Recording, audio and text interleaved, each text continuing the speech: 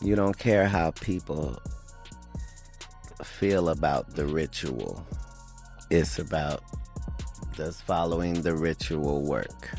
Yeah. And so you can fool yourself into thinking there isn't one, but the evidence will be clear. Because Hollywood likes to sort of devalue black artists and black folk, because you get super talented people at a discounted rate. Back when Larenz Tate was a sitcom kid, he did have a lot of shows that didn't last. And I'm pretty sure at one point he felt like his career was not going in the direction it should. See, this is a testament that what is for you, and things happen in divine timing. The real deal is we don't own any platform the way we should. There's a few black-owned platforms, but we don't have a lot of outlets. We don't have as many. So we are not sort of governing over these entities or these corporations. Katt Williams has long pointed out that Hollywood often rejects genuine individuals. In his view, it's the inauthentic, the gatekeepers, and the controlled figures who succeed, while those who stick to their morals and values frequently get sidelined.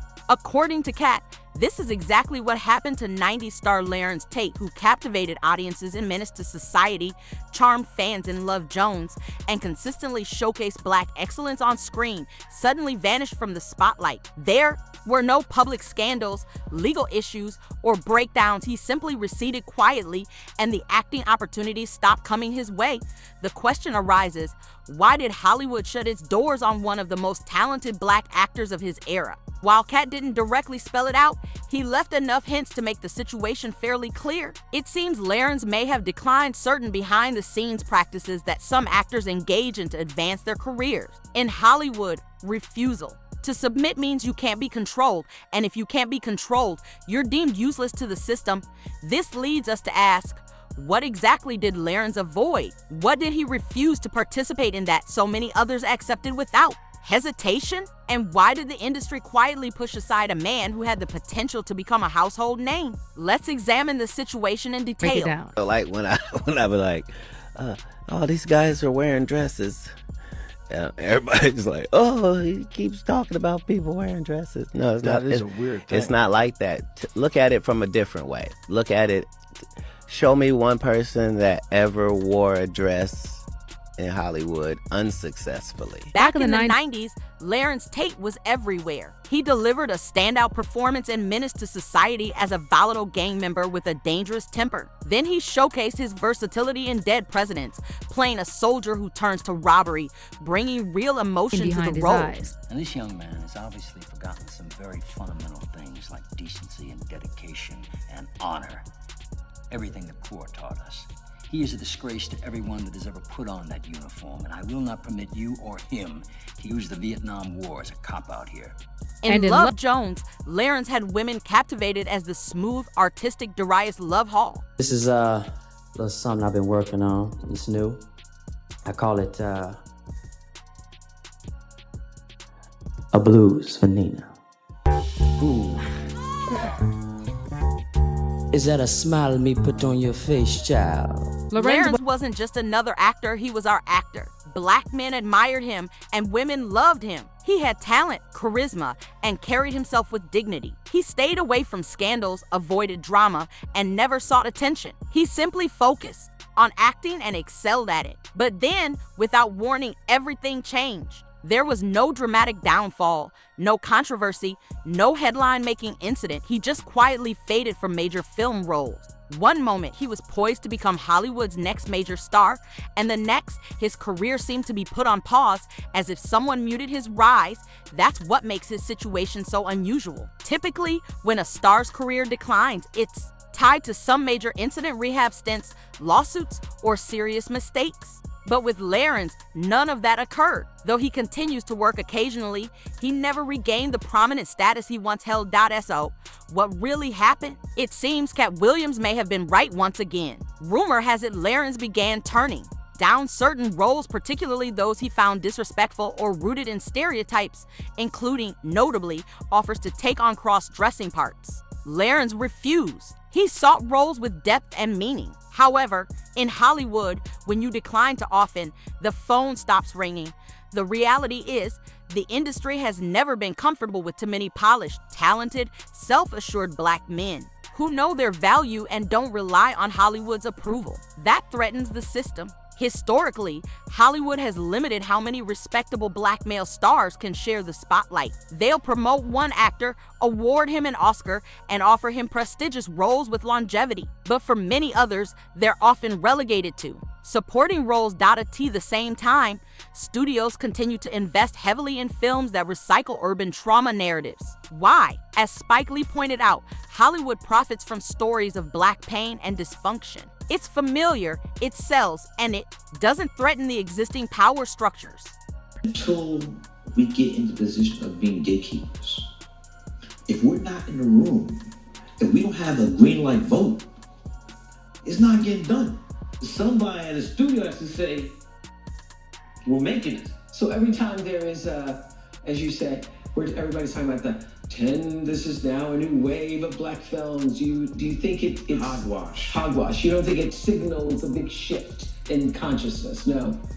Not buying it. Not buying it. Shenanigans. A self-respecting black man who refuses to compromise his principles for a paycheck poses a threat to the system. That's someone young people might admire, someone who could begin to challenge those in power, and that's not something the system allows. Yes, they'll elevate one figure like Denzel Washington, but even he had to work significantly harder, stay highly disciplined, and never make mistakes. Larenz Tate didn't vanish because he lacked talent. He faded because he refused to accept the role the industry expected him to play. This is exactly the type of situation Katt Williams has been warning about for years. That's what they all end up saying at the end of the day. Kevin told you he wasn't gonna wear no dress until...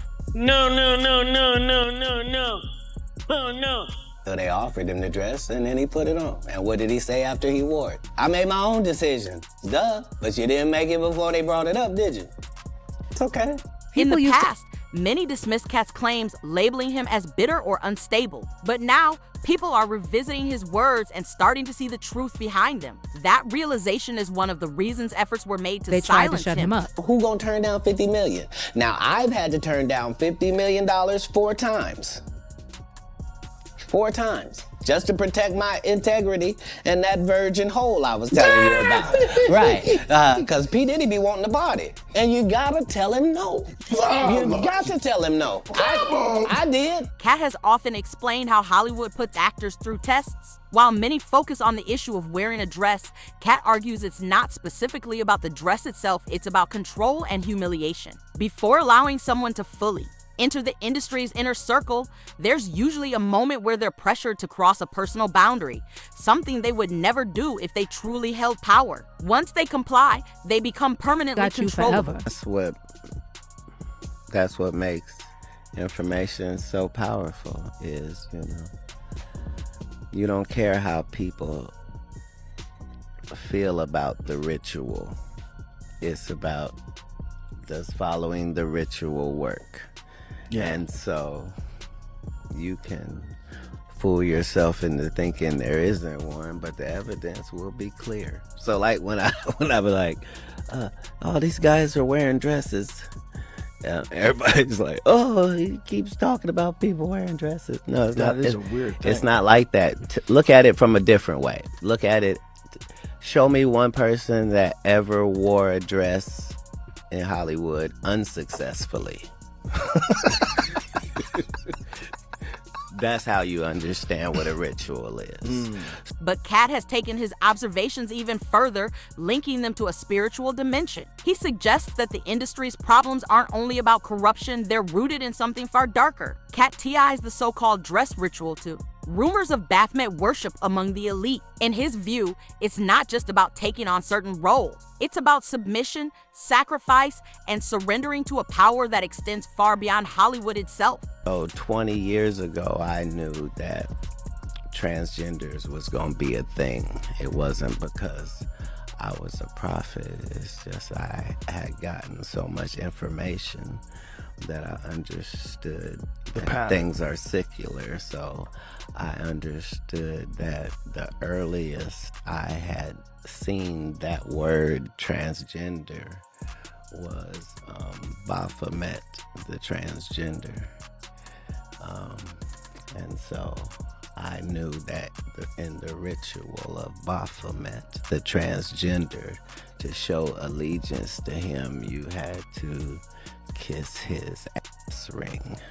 Really? And it said both of those things. So I knew that both of those things would become popular in the future. Now let's connect this to Larenz Tate. Here was someone with talent, the right image, respect. He had everything. Yet, he quietly stepped away, not due to a lack of ability, but likely because he reached that critical point and chose not to move forward. Larenz himself has suggested in interviews that his absence wasn't because he failed, but because he made a conscious decision to step back. He refused to compromise his values or accept what was being offered, but Larenz didn't just remove himself from Hollywood's system. He also began to voice opinions that made the industry uneasy. He addressed issues that many Black actors feel pressure to avoid, particularly the pay disparity. Despite ongoing conversations about diversity, equity, and inclusion, Larenz openly stated that Black actors continue to earn less than their white counterparts, even when they bring equal talent, box office appeal, and audience support. We work twice as hard to get twice as less as our counterparts, right? And that being said, we're not valued. I believe we're supposed to be valued. So those budgets are really important for us so that we can have the kind of quality that we can present to the consumer. And the smaller the budget, the more creative you have to get. And we don't have resources oftentimes as our white counterparts. This is the type of reality Hollywood prefers to keep under wraps. Black actors are expected to accept what's offered, appear grateful, smile for the cameras, and avoid questioning the structure. The moment they advocate for better pay or more influence, behind the scenes consequences begin. Just look at what happened to Taraji P. Henson and Monique when they addressed being underpaid and undervalued. They were labeled as difficult or ungrateful. Meanwhile, white actors can negotiate multi-million-dollar deals and are applauded for understanding their worth. And I heard on the street, Taraji, you had the audacity to say you're thinking about stopping acting. We said, stop talking. Are you thinking about it? I'm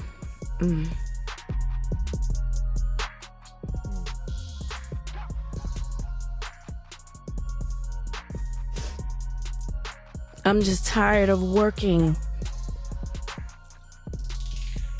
so hard, being gracious at what I do, getting paid a fraction of the cost. I'm tired of hearing my sisters say the same thing over and over. You get tired. I hear people go, you work a lot. Well, have to.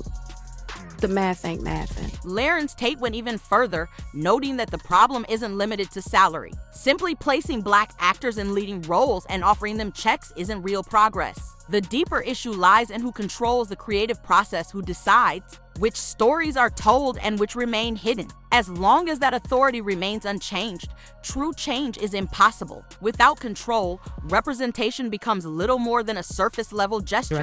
Deal is we don't own any platform the way we should. There's a few Black-owned platforms, but we don't have a lot of outlets. We don't have as many. So we are not sort of governing over these entities or these corporations to say, hey, you guys have a great story, y'all want to tell it, and there's money to be made, come here. So when we do find those places, everybody's trying to go through one keyhole. Everybody's trying to go through one tunnel. And even when you go to non-Black owned places, they'll tell you to go over there because they have to find value in what we do. And that's changing quite a bit as we're making it very clear. But Larenz Tate chose not to compromise, and that's precisely why he was pushed aside. He didn't conform, didn't submit, and didn't exchange his dignity for career opportunities. The cost? He was effectively shut out. Offers became scarce. Major studio roles stopped coming his way, and media coverage faded. He went from a leading man to almost invisible, not because his talent declined, but because he refused to be controlled. Historically, Hollywood has always taught us we don't translate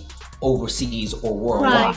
But when you start traveling and you go everywhere and you can't walk down the street, you then know that there's been somebody telling you something all along that's quite wrong. And my true belief as to why they do it is because Hollywood likes to sort of devalue Black artists and Black folk because you get super talented people at a discounted rate. You get a super Hollywood likes to get really talented black folks and get them at a discounted rate. Only, certain superstars that can hit that level that they would feel like they would put a machine behind.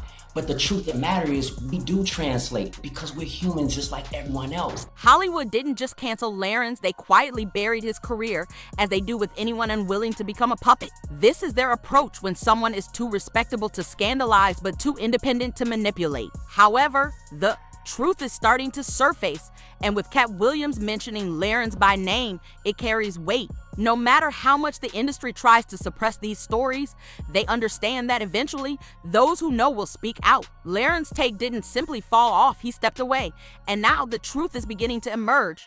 Now, I want to hear your thoughts on what really happened to Larenz Tate and why Hollywood stopped offering him roles. Do you believe he declined the rituals Katt mentioned? Was it strictly about being undervalued and underpaid? Or could it go even deeper? Share your opinions in the comments and make sure to check out the next video.